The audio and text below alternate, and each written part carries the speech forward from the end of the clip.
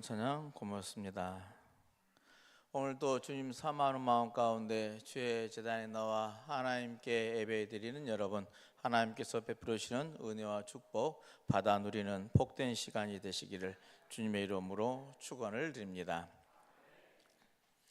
갑자기 날씨가 추워졌습니다. 지난주 추수감사절 지나고 나서 월요일부터 서울 경기권은 영하로 뚝 떨어졌던 그런 날씨가 변화가 있었습니다. 날씨가 이렇게 갑자기 변하니까 방송에서도 기상 전문가를 데려다 놓고 또 묻고 답하는 방송들이 나왔습니다. 인상 깊었던 게 기상 전문가에게 뉴스 앵커가 질문하기를 왜 이렇게 갑자기 날씨가 추워졌습니까? 라는 질문을 했어요. 그랬더니 기상 전문가의 대답, 왜 추워졌는지를 묻지 말고 그동안 왜 따뜻했는지를 생각해 보라고 이렇게 말씀하셨습니다. 그게 그렇구나 라고 저도 생각이 호뜩 이렇게 깨우침이 왔습니다.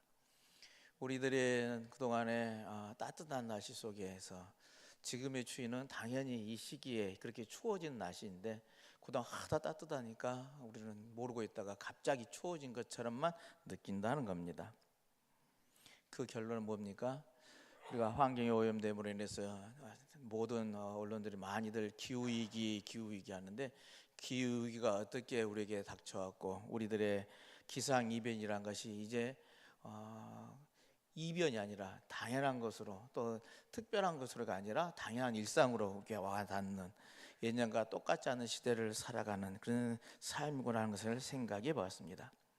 이런 환절기 여러분 건강 유의하시고요. 또 늘 건강한 몸으로 하나님께 영광 돌리며 하늘 뜻을 펼쳐갈 수 있는 우리의 믿음의 식구들이 되시기를 주님의 이름으로 또한 축원을 드립니다.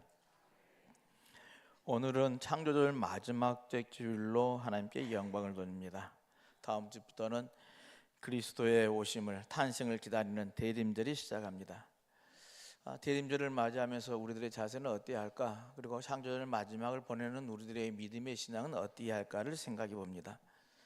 창조절이라는 것은 하나님께서 이 세상 모든 만물을 창조하신 이후에 우리들에게 이 아름다운 세계를 그대로 보존하고 가꾸어 가라 당부를 주셨는데 우리는 정말 잘 가꾸고 또 잘 감당해 왔는가?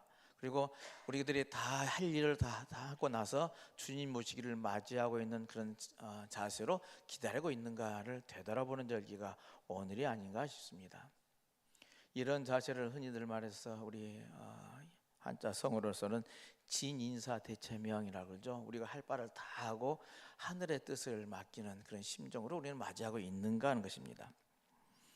이런 날은 이런 시기에는 우리의 지난 날을 되돌아보고 또 나를 되돌아보고요. 나는 주님 맞이할 준비를 갖추고 있어서 정말 주님 오시기를 기다리는 그런 신앙의 절기로 맞이하고 있는가를 돌아보는 그런 시절로 삼아야 될 줄로 믿습니다.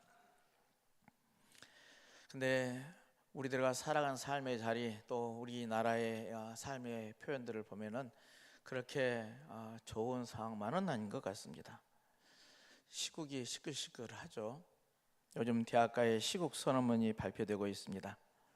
지난달 27일부터 시작한 그런 시국 선언문들이요. 대학교 교수들의 시국 선언이 현재 78개 대학에 3,200명의 교수가 참여했다. 어제 21일, 그제 21일 날짜가 제가 설교를 준비해서 살펴보니 그렇게 기록이 되어져 있습니다. 가장 최근 시국 선언의 대란에 합류한 연세대 교수 177명이 선언한 시국 선언문이에요. 윤석열 대통령의 정책과 리더십을 무능력하고 무책임하며 무도한 권력으로 규정을 했습니다. 그러면서 스스로 그 자리에서 내려와 달라 하야를 촉구를 했습니다. 이들은 윤석열 대통령이 자유와 인권, 공정, 연대 가치를 내세워서 출범을 했지만은 취임 이후 2년 반 동안 약속했던 국민 통합은커녕 오히려 분열과 대립의 정체를 보여주다고 신랄하게 비판을 했습니다. 특히 그들은 우리는 지금 전 지구적인 기후위기, 치열한 기술 경쟁, 러시아, 우크라이나 전쟁, 중동 지역의 전쟁, 북러 군사협력, 트럼프 대통령의 재집권, 미국과 중국의 갈등, 보호무역 강화와 새로운 냉전 체제 등 나라 안팎으로 예측할 수 없는 변화의 소용돌이 속에 있다고 지적을 하면서 이런 중대한 시점에 우리는 윤석열 대통령에게 무엇을 희망할 수도 기대할 수도 없다라고 지적을 했습니다. 이런 연세대 교수의 말을 제가 인용을 했습니다만은 이런 마음들이 3,200명에 대한 교수들이 한결같은 동의해서 이런 시국 선면이 나오지 않냐 싶습니다. 같은 날 조선대 교수들의 선언문에서도 윤석열 대통령이 그러하니 즉각 퇴진해라, 전쟁 이기 조장하는 모든 예교와 군사작전은 즉각 중단해라, 민생 안정을 위해서 긴급 대책을 마련해라, 또 김건희 여사의 비리 의혹에 대해서는 철저히 특검을 해라라고 하는 요구들이 빗발쳤습니다. 제가 이게 검색을 하다 보면서 특히 눈에 띄는 것은 보수의 심장이라고 표현들 하는 대구에 있는 경북대 교수들이 똑같은 한결같은 이런 시국선에 동참하고 있다는 겁니다. 그들은 앞에서 지적한 그런 문제들 외에 언어의 문제들 더 추가 지적을 했습니다. 모든 국민이 입틀막을 당하고 있다는 겁니다. 윤석열 대통령이 강한 리더십으로 국정을 장악하려 하지만은 그러나 실상인즉슨 비판자들의 입을 막고 또 국가의 모든 영역에서 대화의 장애를 일으키고 또 말도 안 되는 핑계들로 소통의 제도와 문화를 파괴해 왔다라고 지적들을 합니다. 그러니 이 한국 사회의 말의 파탄의 상태로 몰아가고 있다고 진단하면서 그들도 똑같이 이제 국민의 뜻을 줄곧 외면하는 대통령은 그 자리에서 물러나야 한다는 주장들을 펼치고 있다는 것이죠. 사회 지성이라 하는 여러 교수들이 한결같은 지적들을 보면서요, 참 우리는 불쌍한 시대를 살고 있구나 하는 생각들을 해봤습니다. 지난주에 제가 말씀에서 어리석은 사람에 대해서 말씀을 드렸습니다. 소경이 소경을 인도하는 꼴이라는 겁니다. 그렇죠. 특히 지도자가 소경일 경우는요, 그 결과는요, 백성 전체의 불행으로 나타난다는 사실입니다. 소경이 소경을 인도할 수 없는 것은 당연지사 아니겠습니까? 그러기에 지금은 우리는 참으로 불행한 시대에 살고 있다 하겠습니다. 세상살이가 우리가 이 나라의 모습이 지도자들이 이런다 한들 또 이렇게 어리석다 한다 할지라도 그러면 그냥 우리는 그냥 손 놓고 바라만 보고 있어야 할까라는 질문 앞에 또 서게 되는 것이죠. 남 탓, 대통령 탓만 하고 있어야 되는가 하는 것입니다. 근데 우리들의 이 원죄는 우리들에게 국민들에게 있는 것이죠. 대통령을 능력이 안 되는 그리고 무능력한 대통령을 뽑고 난 결과가 이 모양 이 꼴이 되어진다는 사실입니다. 항상 그러기에 선택의 기로에서는요, 우리는 정말 기도하고 진정한 우리 지도자를 뽑아야 하는 것이죠. 잘못 선택한 결과가 우리들은 지금 감당하고 있다 생각이 되집니다. 오늘 이런 시대에 사는 그리스도인들로서 우리의 책무는 또 어디 있을까? 우리는 어떤 존재일까를 생각해 보면서요, 우리 또한 그러나 나는 항상 연약하고 무익한 존재가 아니라 우리 또한 하나님의 부르심을 받은 믿음의 사람을 여러분 잊지 마시길 바랍니다. 특히 우리 그리스도인들은요, 남을 인도하는 사람들이라는 사실을 자각하시길 바랍니다. 나의 나됨이란 것은, 그리고 내가 하나님을 알고 예수를 그리스도를 고백하고 살아간 것은 세상 사람들과 다른 존재로서 먼저 세상에 하나님의 나라로 이 세상 사람들을 이끌어가는 지도자의 위치에 있음을 여러분 잊지 마시라는 이야기입니다. 왜요? 예수님께서 우리를 부르시면서요, 사람을 낚는 어부가 되게 하리라 하셨습니다. 우리를 먼저 택하시고 일꾼 삼으셔서 이 세상에 우리는 먼저 앞서간 자로 세우셨다는 겁니다. 오늘 새 본문을 통해서 세상을 어떻게 섬겨 나갈지에 대해서 함께 생각하고 또 은혜 받는 시간이 됐으면 좋겠습니다. 오늘 새 본문을 살펴보면요, 오늘 본문의 배경들이 보면은 몹시 시끄럽습니다. 이스라엘 백성이 모세에게 불평하고 대드는 장면이고요, 야고보 사도는 서로 선생이 되려고 나서는 교회를 향해서요, 너희들은 말조심 일조심 하라는 것이 오늘 본문의 내용이고요, 또 예수님의 제자들은 서로 높은 자리에 서려는 속내를 보이고 있습니다. 누가 큰 자인가 나서는 모양이라는 이야기입니다. 물론 하나님의 백성들이 살아가는 공동체, 해방 공동체는요, 전체주의적인 그 억압 사회와는 달리요. 이제 출애굽한 이스라엘 백성들의 공동체도 마찬가지고 예수님 시대에 새롭게 출범한 초대교회 교인들도 마찬가지입니다. 그들은 누구나 평등한 자유가 있게요. 마음껏 자기의 의사와 감정을 드러낼 수가 있었습니다. 자유스럽게 자신의 욕구를 표출하고 자신의 의견을 나누는 거 당연히 할 수 있는 일인데요. 그러나 이 자유가 절대되지 않을 때 해방 공동체는 걷잡을 수 없이 혼란에 빠지게 된 이야기들이 오늘 본문의 내용들입니다. 그러나 이 공동체가 혼돈에 처한 이유는요, 가장 큰 이유가 뭐냐? 지도자에 있다는 것입니다. 오늘 세 본문이 모두가 이 지도자의 지도력의 문제를 삼고 있습니다. 하나하나 살펴보면요, 모세도 그래 실수하더라는 것이죠. 하나님의 구원의 역사에 가장 위대한 일꾼은 누구냐 따진다면 이스라엘에 있어서는 당연히 모세를 이제 가장 일본으로 꼽습니다. 모세는 불타는 떨기나무에서 직접 하나님을 배웠고요, 또 그 하나님의 음성을 들었습니다. 또 하나님의 당신이 누구십니까 물었어요. 그가 여호와다 야훼다라는 음성을 듣기도 했습니다. 하나님 이름까지 계시 받았습니다. 모세는 하나님으로부터 능력과 상용을 받았어요. 노예로 고생하던 히브리 민족을, 그들의 자기 종족들을요, 이집트에서 이끌고 나와서 이제 가나안 땅에 정착하게 만든 이가 모세다라는 얘기입니다. 그러기에 모세는 정말 훌륭한 지도자입니다. 또 백성들이 하나님을 거역할 때마다, 그래서 하나님의 진노가 쏟아질 때마다 직접 나서서 하나님께 중보의 기도하면서 하나님께 호소하기도 했죠. 민수기 14장 11절로 16절에서는요, 주께서 백성을 구해내고 이처럼 죽이시면 그것을 본 이방 나라들이 하나님을 비웃을 것 아니냐 하면서요, 제게 하나님께 따지기도 했습니다. 이로써 마땅히 죽을 백성들을 거듭거듭 구해내는 일들, 모세가 행한 일들이죠. 또 늘 불평을 터뜨리는 백성을 향해서는요, 크나큰 믿음을 가지고 하나님께서 하시는 구원을 지켜보라면서요, 하나님을 증거하기도 했습니다. 또 모세는 아주 겸손한 사람이기도 했습니다. 우리 잘 아는 것처럼 주님의 부르심을 받자 모세는 여러 차례 자신의 부족함을 들어서요, 사양하기도 했습니다. 나는 말을 잘 못합니다. 이스라엘 백성을 이끌어내려 할 때 나는 능력이 없습니다 하면서 사양하기까지 했던 것이죠. 성경은 이런 모세를 이렇게 평가합니다. 신명기 34장 10절 말씀이요, 한번 띄워주실까요? 함께 읽어보겠습니다. 그 후에는 이스라엘에 모세와 같은 선지자가 일어나지 못하였나니 모세는 여호와께서 대면하여 아시던 자요. 아멘. 이렇게 표현을 했습니다. 그뒤 이스라엘에서는 모세와 같은 예언자가 다시는 나지 않았다 할 정도로 뛰어난 이스라엘의 지도자였던 것이죠. 근데 이렇게 이디한 모세가요, 오늘 본문에서 가데스에서요 그만 실수를 저지르고 맙니다. 자기 감정에 치우쳐서요, 백성들로 하여금 주님을 원망케 하고요, 또 불필요한 행동으로서요 주님의 품위를 손상시키는 일들을 했더라 한 겁니다. 출애굽한 백성들이 이제 가나안 땅에 들어가기 위해서 광야의 길을 거쳐서 들어갈 수밖에 없는데요, 그들이 광야의 길을 걸어갈 때 가데스의 지역에 이르렀는데 백성들이 마실 물이 없더란 겁니다.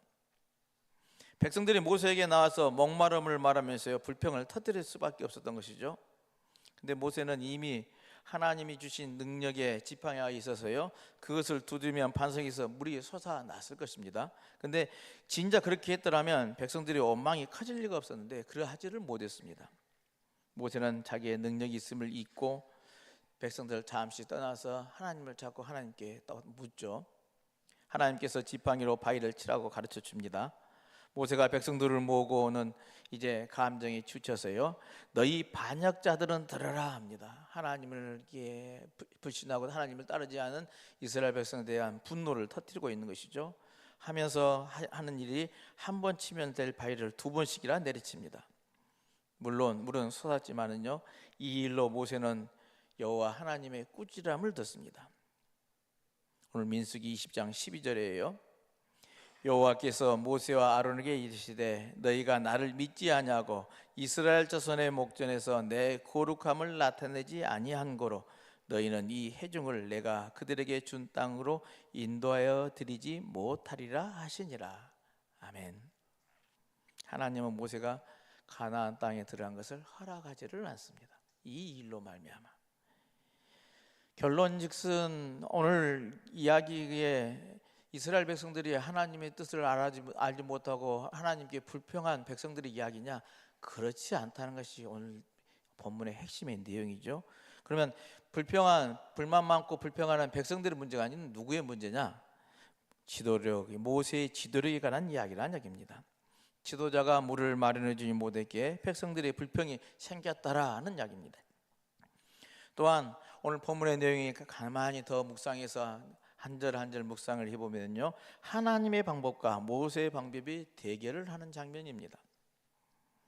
주님은 백성들 앞에서 지팡이를 들고요, 하나님은 바위의 명령에서 바위가 물을 내게 하라는 것이 하나님의 뜻이었고 하나님이 모세에게 가르쳐준 방법입니다. 우리들은 지팡이가 나오다 보니 항상 지팡이를 먼저 생각하는데요, 그렇지 않습니다. 하나님의 방식은 바위의 명령에서, 말씀으로 해서 바위가 물을 내게 하라는 것이 하나님의 방법입니다. 근데 그러면은 바위에서요, 하나님의 말씀에 명령만 하면 바위가 물을 내준다는 것이죠. 이것이 하나님이 주시는 물이란 겁니다. 근데 모세는 어떤 방법을 선택했느냐? 백성들 앞에서 말씀이 아니라 자기 지팡이로 바위를 때려칩니다. 때립니다. 폭력을 행사했다는 겁니다. 바위에서, 그러니 물을 바위에서 스스로 나온 것이 아니라 바위에서 물이 솟게 만들었다 한 겁니다. 이것은 모세의 지팡이가 폭력으로 바위에서 강탄한 물이란 겁니다. 어떤 해석가들이 이러한 해석들을 내놓은 것이죠. 이 때문에 주님은 모세가 하나님을 신뢰하지 않았다고 진노하셨다는 것이고요, 모세와 아론에게 약속한 땅에 들어갈 수 없다 하신 것입니다. 하나님을 신뢰하지 않고 하나님의 방법을 따르지 않으니 하나님의 진노하셨고 그 결과가 모세에게 임하였더라는 겁니다. 앞서 제가 말씀드린 것처럼 모세는 이스라엘에서 얼마나 훌륭한 인물이었습니까? 이 훌륭한 모세에게 이거 실수한 거 가지고 뭐 그렇게 커다랗게 가나안 땅에 들어가지도 못하는 이런 벌을 내리셨을까 하는 질문도 따라옵니다. 그런데요, 하나님의 기준은, 분명한 것은 모세는 달라야 했다라는 겁니다. 왜요? 지도자에게, 앞서가는 자에게 달라야 했다는 겁니다. 실로 모세는 가장 큰 인물이었습니다. 이 큰 인물에 대한 주님의 말씀이요, 마태복음에 나옵니다. 제자들이 하늘나라에서 누가 가장 큰 사람인가 묻죠. 거기에 이 제자들은 누구입니까? 하나님의 나라를 위해서 직접 부르심을 받은 사람들 아닙니까? 얼마나 큰 사람들이고 또 큰 일을 해야 할 사람들입니까? 근데 그 안에서 누가 큰 자냐고 경쟁을 하고 있더라는 겁니다. 큰 사람이 누구냐고 묻는 제자들에게 예수님은 어린아이 하나를 불러 세우고는 이 어린아이들 같이 되지 않으면 절대로 하늘나라에 들어가지 못할 것이다 라고 가르쳐 줍니다. 또 이어서 어린이 하나를 영접하면 나를 영접한 것이다 라고 말씀까지 해주십니다. 두 뜻이 다른 것이 아니라 하나이죠. 하나는 큰 사람이 되려면 어린이보다 더 순진해야 하고 겸손하게 자신을 낮춰야 한다는 뜻이고요, 또 하나는 어린이처럼 어리고 철없는 백성을 잘 보살펴야 한다는 뜻이라는 겁니다. 내용인즉슨 이 사람들아, 회개하고 겸손해야 되는 거야 라고 가르치는 것이란 이야기죠.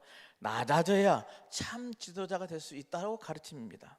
그리고 지도자가 할 일은 다만 약한 존재를 섬기는 일이라는 말씀을 주님께서는 제자들에게 가르치고 있는 것이죠. 이 말씀에 이어서 예수님은 작은 이들 가운데 하나라도 실족하게 되면 결코 용서하지 않겠다는 경고까지도 덧붙입니다.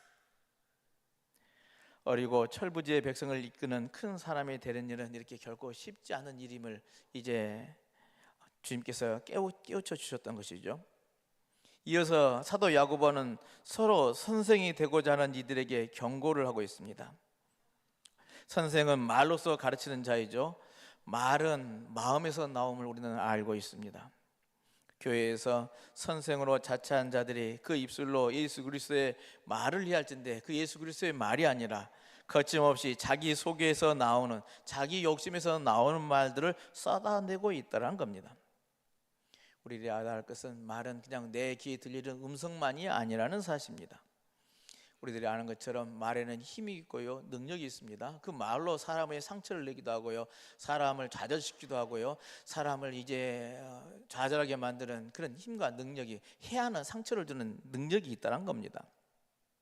말이 공동체를 살리기도 하고 파괴하기도 한다는 사실 잊어서는 안 될 것입니다. 오늘 사도 야고보의 말씀을 묵상해 보면요, 요절 말씀으로 택한다면 야고보서 3장 2절이라 하겠습니다. 한번 읽어보겠습니다. 우리가 다 실수가 많으니 만일 말에 실수가 없는 자라면 곧 온전한 사람이라 능히 온 몸도 굴레 씌우리라. 아멘. 말을 하면서 실수하지 않는 사람, 온 몸을 제어할 수 있는 온전한 사람이라는 그런 뜻이 있것입니다. 야고보 사도는 이렇게 말과 말을 하는 혀의 중요성에 대해서 오늘 본문에서 쭉 이야기를 합니다. 단순히 내뱉는 말 이상이라는 것이죠. 말은 마음이고 생각의 표현이기 때문에 그렇습니다. 그러기에 말 조심은요, 우리의 마음과 생각과 영혼을 조심하는 것이라가 같다 하겠습니다. 이 혀로, 이 입술로 우리는 하나님을 찬양하기도 하고 또한 남을 저주하기도 합니다. 그 마음속의 상태가 그러하기 때문이라는 겁니다. 그러기에 큰 사람 또는 인도자가 되는 사람, 선생이 되려고 하려고 한다면 이렇게 조심해야 한다는 것이죠. 말조심, 즉 우리의 생각이 늘 찬양과 사랑, 선으로 가득하도록 조심하라는 것이 사도 야고보의 고면이라 하겠습니다.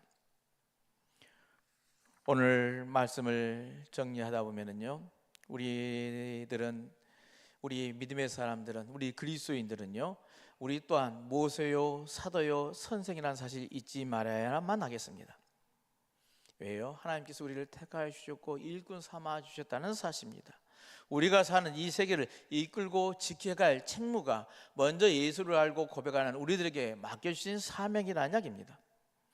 하나님께서는 이 세계를 치료하기 위해서, 구원하기 위해서 우리를 부르시고 택하여 주셨고 일꾼 삼으시는 사실 잊지 마시길 바랍니다. 내가 무슨 큰 능력이 있어서가 아니라, 무슨 큰 장점이 있어서가 아니라 그저 은총으로, 은혜로 우리에게 부으신 은혜인 줄로 믿습니다. 내가 이렇게 부름받은 존재임을 여러분 나를 귀히 여기시기를 바랍니다. 하나님의 부르심을 받은 자로서의 존귀히 여기시기를 바랍니다. 그리고 여러분의 내 삶에 대해서 자랑하는 믿음의 삶이 되시길 바랍니다. 그렇게 나는 택함받고 부름받은 존재로서 나를 세워주셨는데요, 그렇기 때문에 주님은 우리에게 아주 엄격한 기준을 또한 요구를 하십니다. 왜요? 소경이 소경을 인도할 수 없기 때문에 그렇습니다. 세상 사람보다 더 엄격한 윤리와 청빈과 그의 온갖 성실하고 선한 심성과 태도를 우리에게 갖추라 합니다. 아니, 명령합니다. 우리들은 세상 사람들의 그 도덕적인 가치보다 더 높은 가치를 추구하고 있다는 것이죠. 똑같이 잘못했어도 세상 사람들의 잘못에서는 에이 그럴 수도 있겠지 하고 지나가지만 우리들한테 붙는 것은 교회된 사람들이 저러하대 하면서 더 높은 도덕적인 요구를 요구청한다는 겁니다. 그래야 이 약하고 죄된 생명들을 주님의 세계로 인도할 수 있기 때문에 그렇습니다. 택함 받고 부름받은 저희들 이렇게 존귀히 여겨주신 이유가 그러하기에 우리는 더 하나님의 사람께 살아가야 될 줄로 믿습니다. 그러기에 우리들은 나의 역할과 나의 사명을 깨달아 알아야만 하겠습니다. 택하여 쓰고 부르신 하나님 은혜는 목적이 있습니다. 무엇이에요? 우리는 예수님께서 십자가에 달려 죽으셨듯이 우리 또한 우리들의 짊어져야 할 십자가 있음을 주님께서는 분명히 밝히십니다. 나의 십자가 역할을 깨닫는 저와 여러분들의 삶이 되시길 바랍니다. 모세도 그 십자가를 짊어졌죠. 모세의 십자가는 백성들을 가나안에 이르게 하는 일이었습니다. 우리들도 세상을 위한 십자가여야 된다는 이야기입니다. 모세처럼 나는 가나안에 들어가지 못하지만 내 희생을 통해서, 내 섬김을 통해서 무생명과 무사람들은 주님의 그 귀한 은총을 받게 하는 그 자리로 만들어가는 일, 모세가 했던 것처럼 우리 또한 그 사명을 감당해야 될 줄로 믿습니다. 우리 일꾼들에게는요, 심판도 크지만 그 상급 또한 크다고 하는 것을 꼭 기억하시길 바랍니다. 작은 일에 충성하는 자에게, 그 나의 몫에 십자가를 지고 짊어져가는 그 믿음의 사람들에게 하나님께서는 칭찬과 복을 허락하여 주실 줄로 믿습니다. 우리가 다시 한번 깨달아야 하는 것은 교회에 대한 이제 우리들의 역할일 줄로 믿습니다. 교회는 세상에서 왕이요 제사장이요 예언자의 직분을 수행하는 기관이라 하겠습니다. 아니, 기관이 아니라 우리들이죠. 예수를 그리스도로 고백하는 사람들은 무리가 교회일진데, 우리가 이렇게 왕으로서, 세상의 왕으로서, 또한 제사장으로서 예언자의 직분을 감당하는 귀한 믿음의 삶이 되시길 바랍니다. 오직 이 직분은요, 이 사도의 직분은 말씀으로 이루어지는 일이고요, 말씀의 은혜 가운데 이루어져가는 일인 줄로 믿습니다. 오늘 말씀처럼 낮아져서 섬기는 종으로서의 해야 할 일입니다. 결코 자기의 힘으로 지팡이로 물을 강탈하는 방법이 아니라 말씀으로 스스로를 물을 내게 하는 평안의 방법으로 해나갈 지혜의 영역이라는 말씀입니다. 우리는 나의 능력으로, 지팡이의 능력으로 하려고 한 것이 아니라 말씀으로 저 굳어진 바위를, 진리를, 생명을 이 땅에 내게 하는 그런 지혜가 필요할 때 오늘을 사는 믿음의 그리스도인 줄로 믿습니다. 오늘 이 자리에 나를 불러주시고 일꾼 삼아주시고 강진욱교회를 섬기고 나아가는 믿음의 일꾼들로 삼아주셨사오니 여기에 응답하며 내가 여기 있나이다 고백하고 주께 나아가는 저와 여러분들의 삶이 되시길 바랍니다.